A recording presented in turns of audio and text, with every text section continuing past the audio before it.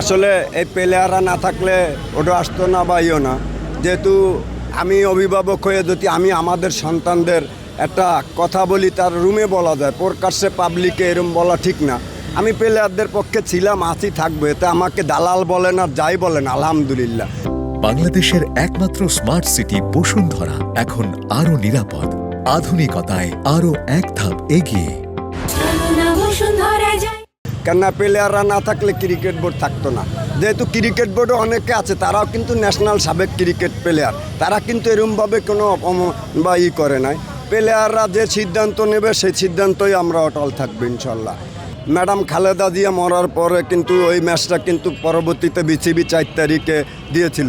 এই খেলার টিকিটও জনগণ হতাশ হবেন না। তাদের বিসিবি যে কোনো একটা সিদ্ধান্ত আসার পরে এই ম্যাচটা হয়তো বা 18 তারিখ গ্যাপ সেদিনও নিতে পারে। এই টিকিট তাদের বৃথা যাবে না।